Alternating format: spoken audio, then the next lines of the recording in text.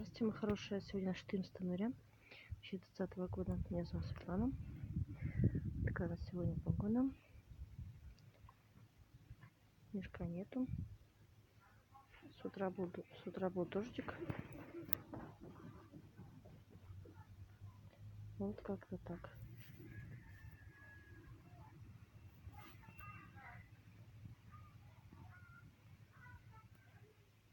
Вот тучки на небе, пасмурно. Солнышко трохи просматривает.